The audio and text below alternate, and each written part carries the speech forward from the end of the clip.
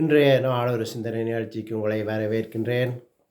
இன்றைய நாள் ஒரு சிந்தனை நிகழ்ச்சியில் நான் சொல்லப்போவது, இன்றைக்கு மே மாதம் 1ஆம் தேதி. இந்த 1ஆம் தேதியை தொழிலாளர் தினம் என்று சொல்லி உலகம் முழுக்க இதை கொண்டாடுவார்கள். அந்த தொழிலாளர் தினத்துக்கு தொழிலாளர் தின வாழ்த்துக்களை என்னுடைய ஃபாலோவர்ஸுக்கு சொல்லிக்கொண்டு ஒரு சில விஷயத்தையும் சொல்லுகிறேன், எனக்கு தெரிந்த விஷயங்களை. இந்த தொழிலாளர் தினம் என்பது ஒவ்வொரு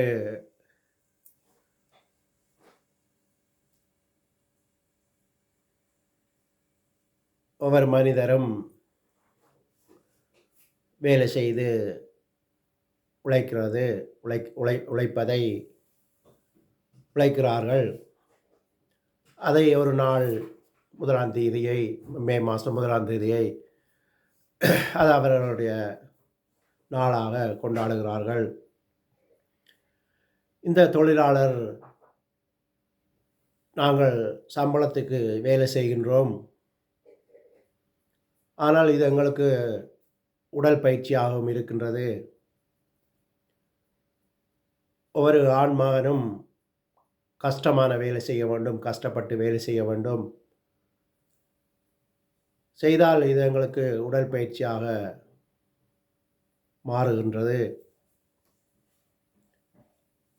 இப்படி நாங்கள் கஷ்டப்பட்டு வேலை செய்து வரும்போது, இந்த காலத்திலலாம் பார்த்தீங்கன்னு சொன்னால் 50 வயசு தாண்டினாலே வியாதிகள் வந்து விடுகிறது.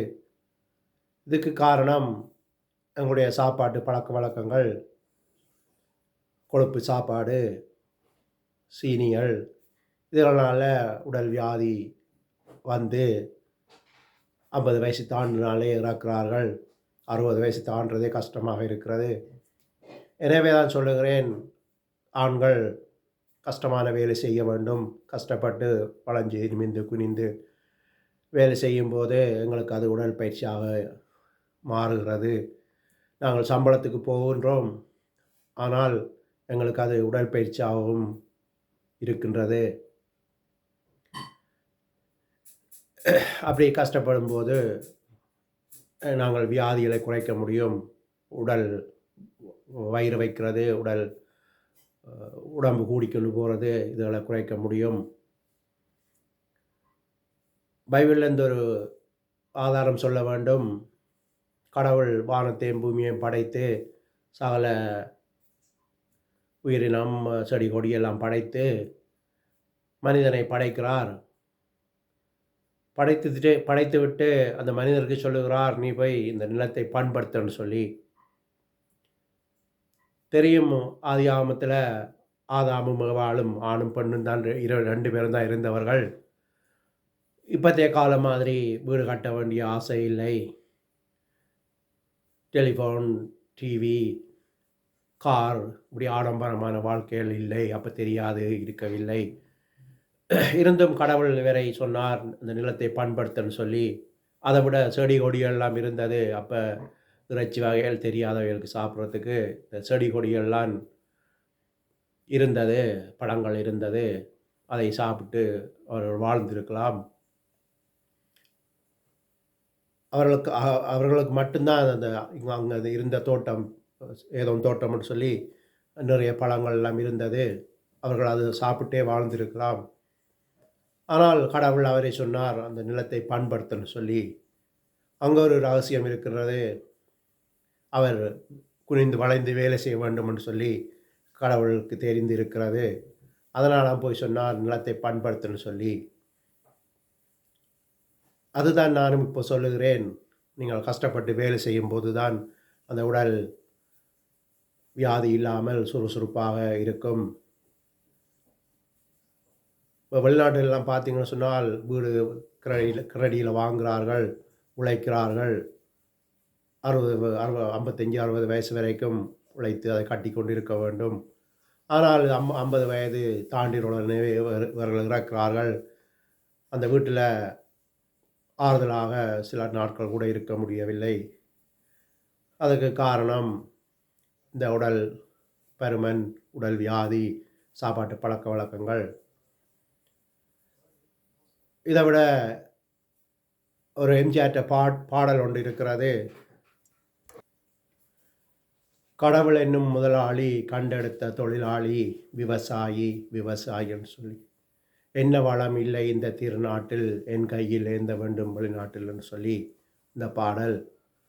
அப்போ இந்த விவசாயிகளை பார்த்தீங்கன்னு சொன்னால் குனிந்து வளைந்து நாட்டு நட்டு கதிர் வெட்டி இப்படியாக வெயிலில் வெந்து கஷ்டப்பட்டு உழைப்பார்கள். அந்த காலத்துல எல்லாம் வியாதிகள் குறைவு, அந்த விவசாயமும் அழிந்து விட்டது, பெரும்பான்மையாக இல்லை இப்போ.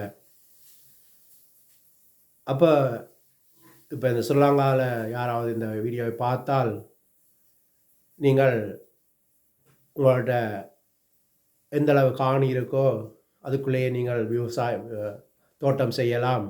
இடமில்லாட்டி பூச்சாடியில் கூட செய்யலாம். உங்கள் வீட்டு தேவைக்காக வரும், இல்லாட்டி பக்கத்தில் விட்டாருக்கு கொடுக்கலாம். காணி இருக்கிற நீங்கள் முடிந்த அளவுக்கு பெரிதாக செய்யலாம். இனி வார காலங்களில்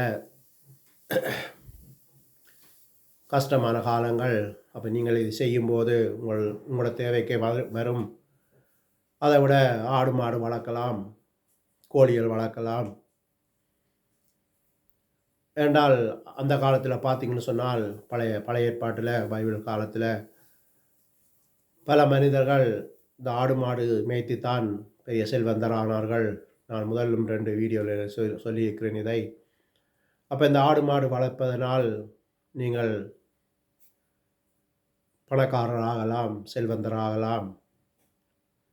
ஆடு மாடு கோழியெல்லாம் நீங்கள் உங்கள்கிட்ட இருக்கிற வீட்டு வசதிக்கு ஏற்ற மாதிரி வளர்க்கலாம்.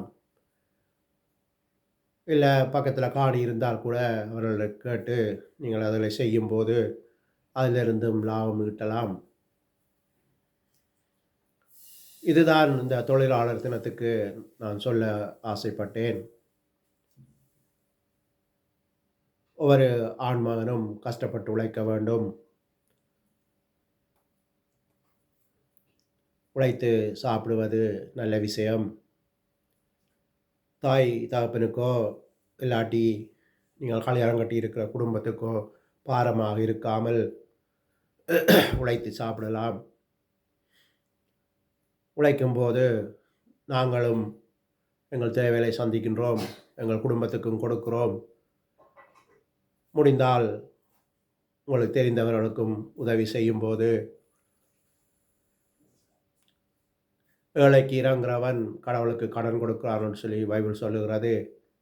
அப்போ நாங்கள் ஏழைகளுக்கு இறங்கும்போது அது கடவுளுக்கு கடன் கொடுப்பதாக இருக்கிறது. கடவுள் சந்தோஷப்படுவார். கொடுங்கள் அப்போது கொடுக்கப்படும் என்று சொல்லி பைபிள் சொல்லுகிறது, இயேசப்பா சொல்லுகிறார். அப்போ நாங்கள் கொடுக்கும்போது எங்களுக்கு மறுபக்கத்தால் வரும்.